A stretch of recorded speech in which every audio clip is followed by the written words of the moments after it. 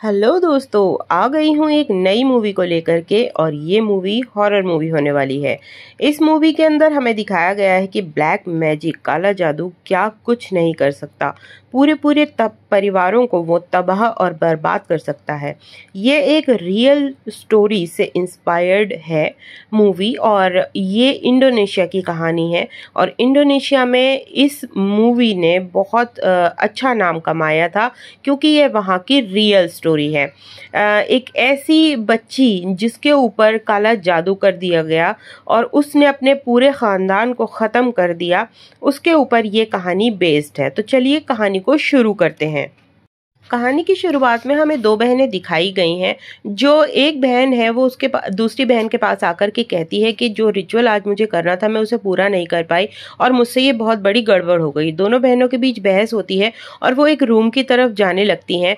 और यहाँ पर आकर के हमें दिखाया गया है कि एक बच्ची जो पोसेस्ड है उसके ऊपर किसी शैतानी आत्मा का साया है। उसको बांध करके एक कमरे के अंदर रखा गया है, टेबल के ऊपर।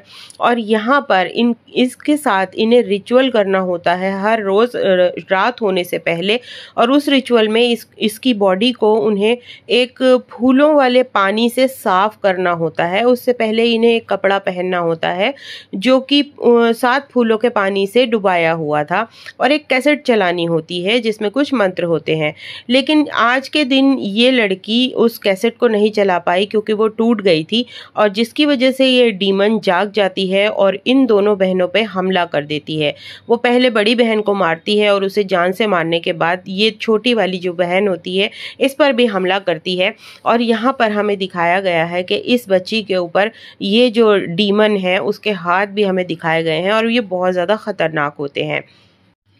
अब अगले सीन में हमें दिखाया गया है एक मार्केट होती है जहाँ पर एक लड़की अपनी साइकिल लेकर जा रही थी अपनी शॉप की तरफ। ये शॉप उसकी बहन की थी और ये एक छोटा सा रेस्टोरेंट टाइप होता है। वहाँ वो उससे कुछ पैसे मांगती है कि पापा के इलाज के लिए पैसे चाहिए। तो बड़ी बहन कहती है कि इस महीने तो मैं नहीं दे पाऊँगी, तुम ये नौकरी क्यों नहीं कर लेती। वो उसे एक पेपर देती है जिस पे एक नौकरी का इश्तेहार था जिसमें जवान लड़कियों के लिए एक नौकरी अवेलेबल थी।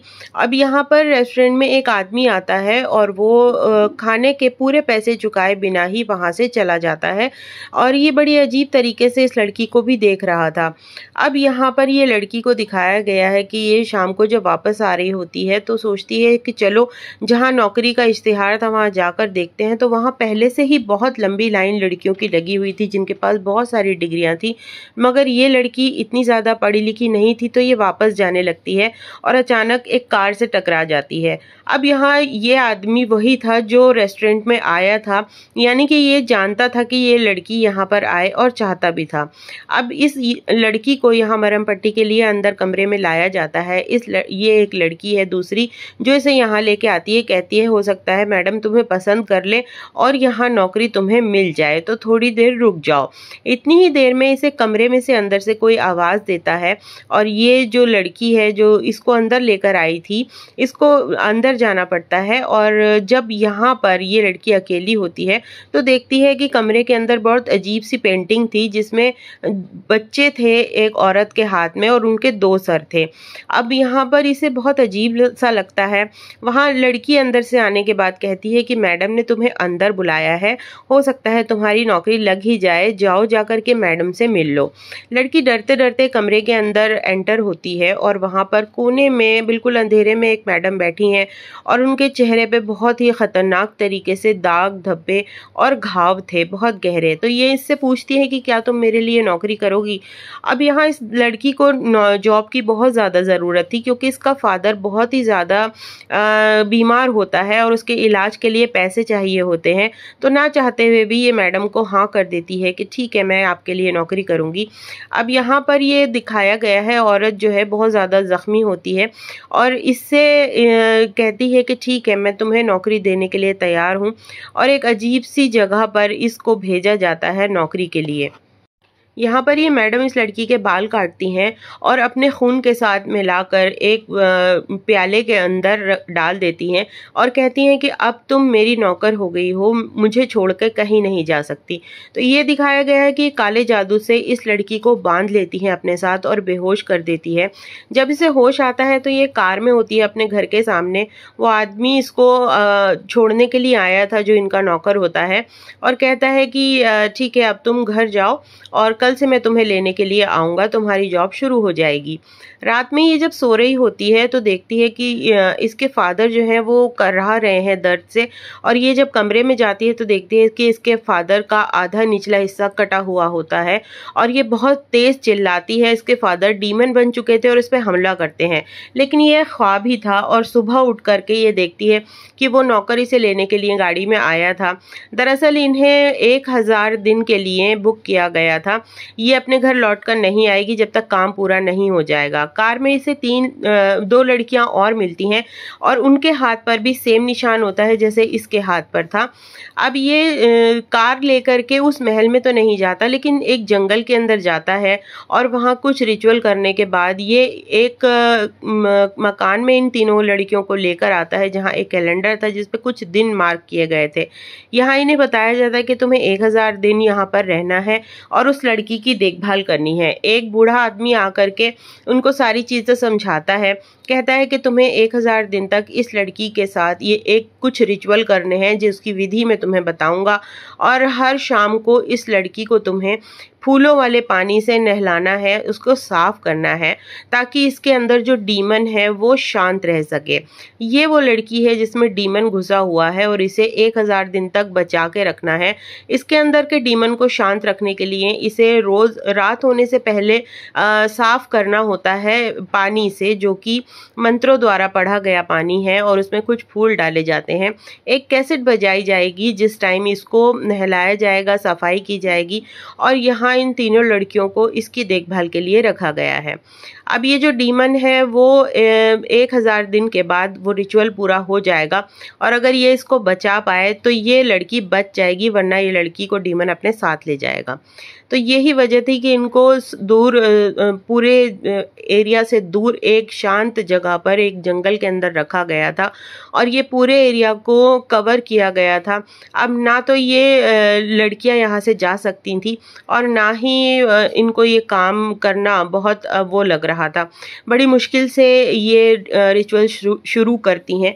यहाँ पर ये डीमन इन पे हमला भी करता है, जिसकी वजह से घबरा करके ये लड़की वापस जाने लगती है।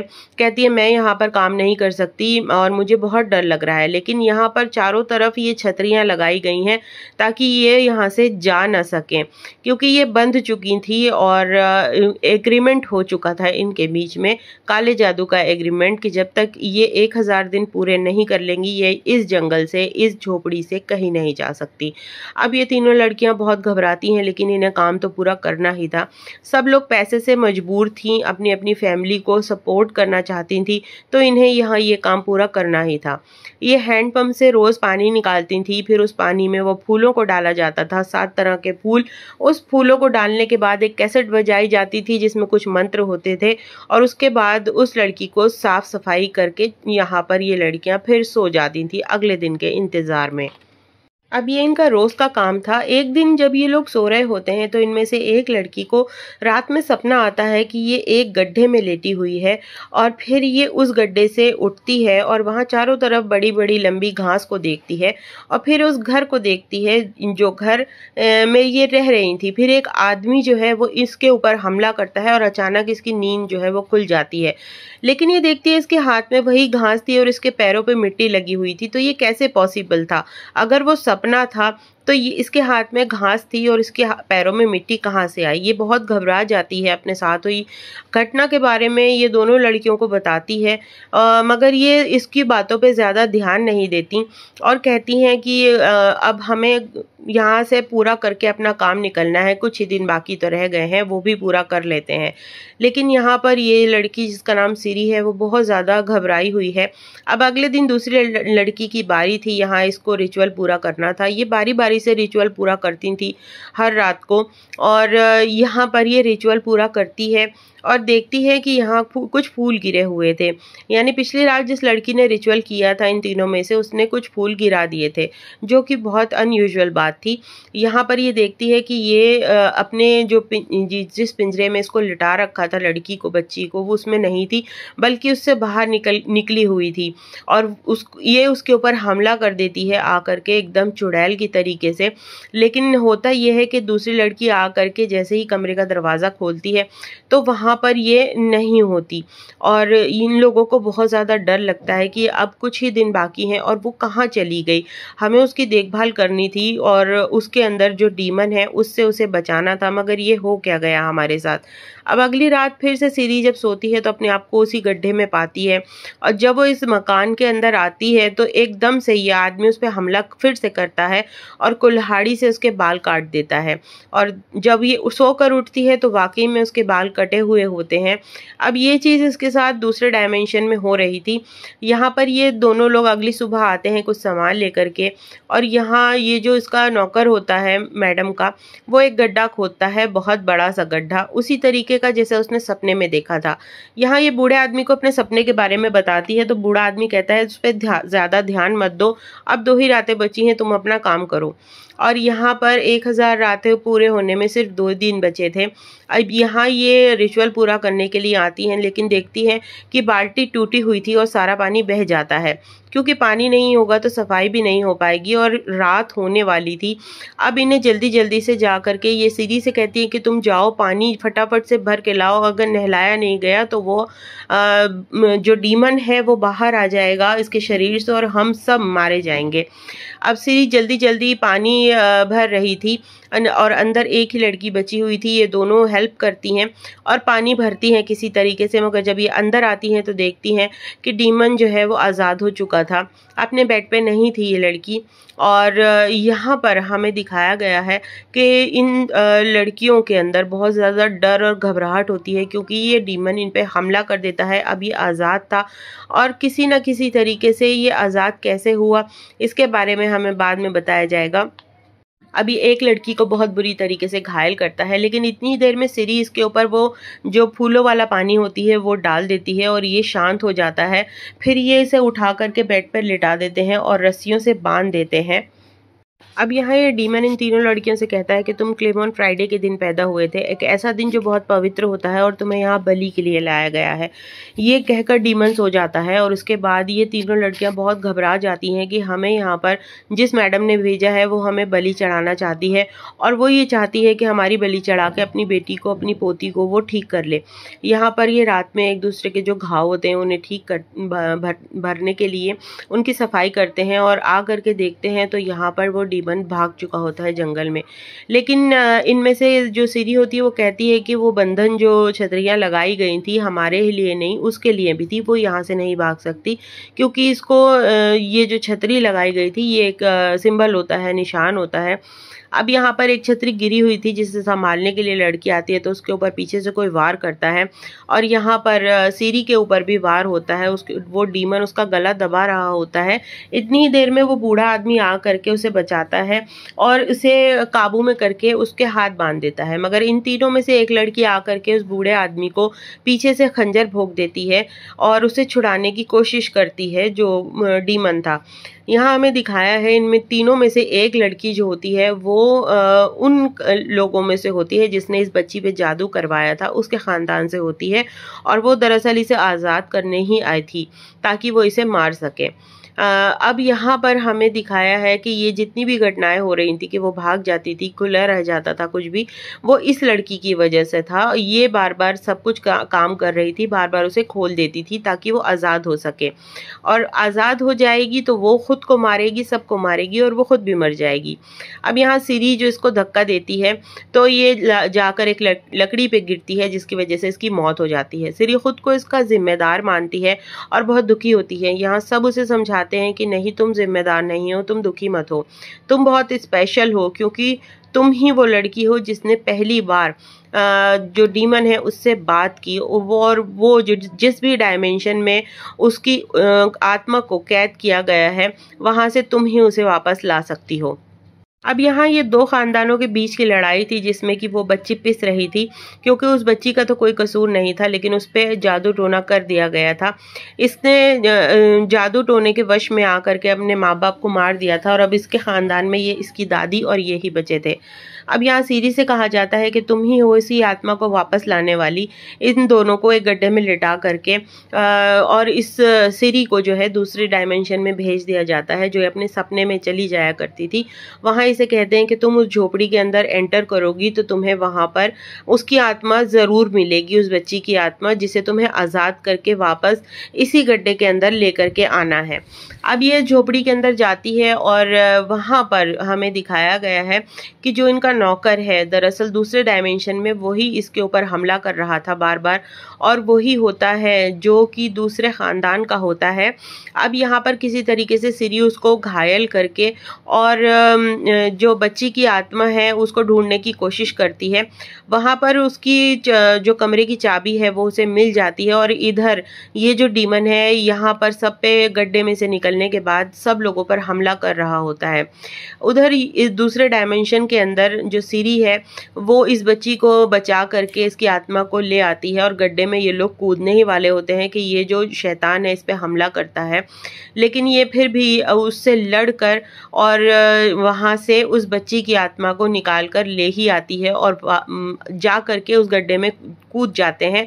और जैसे ही ये गड्ढे में कूदते हैं वैसे ही ये अपने ही टाइम में वापस आ जाते हैं। यहाँ पर दिखाया गया है कि इस बच्ची के ऊपर जो आत्मा थी वो अब हट चुकी थी, पोसेशन इसका ख़त्म हो चुका था। तो मैडम इससे खुश होकर के अपने घर में जब आते हैं तो इसको इनाम देती हैं, जो इससे वादा किया था कि तुम्हें इतने 1000 रुपये दिए जाएंगे वो इसको देते हैं, लेकिन ये वो पैसे लेने से मना कर देती है और इससे कहती है कि वो आप ही थी ना जिसने ये सब शुरू किया। तो ये दिखाया गया है कि ये दो ख़ानदानों के बीच की लड़ाई थी, लेकिन ये मैडम भी इतनी जो है वो शरीफ नहीं थी। इस बात का पता ये ड्राइवर इन्हें बताता है, कहता है कि मैं उन्हीं के ख़ानदान से हूँ जिन्होंने जादू किया था, मगर उन्होंने पहले हमारे ख़ानदान को ख़त्म किया। मैडम ने जादू की शुरुआत की, काले जादू की, पहले हमारे ख़ानदान के ऊपर काला जादू किया, हमारे पूरे ख़ानदान को ख़त्म करने के बाद मैं ही बचा था और फिर मैंने सौदा किया उस शैतान से और इनकी पोती को टारगेट करके उसको उसके हाथों पूरा ख़ानदान ख़त्म करवा दिया। और अब इनकी पोती भी अगर मर जाती तो फिर मेरा बदला पूरा हो जाता, लेकिन तुम्हारी वजह से ऐसा नहीं हो सका। अब यहाँ पर दूसरे डायमेंशन पे इनका जो ड्राइवर है वो भी मारा जाता है उस डीमन के हाथों और यहाँ पर मूवी को ख़त्म कर दिया जाता है। ये पैसे लेने से इनकार कर देती है मैडम से, कहती है नहीं मैं इस काम के आपसे पैसे नहीं लूँगी। और दोस्तों ये मूवी यहीं पर ही ख़त्म कर दी जाती है। मूवी देखने में बहुत ही शानदार है, आप इसको अमेज़ॉन प्राइम पर देख सकते हैं। ये इंडोनेशिया की एक सच्ची घटना पे आधारित मूवी थी। और अगर आपको ये वीडियो पसंद आया हो तो एक लाइक और कमेंट ज़रूर करें और सब्सक्राइब करें मेरे चैनल को इसी तरह की वीडियोस देखने के लिए। मिलती हूँ अगले वीडियो में, तब तक के लिए बाय।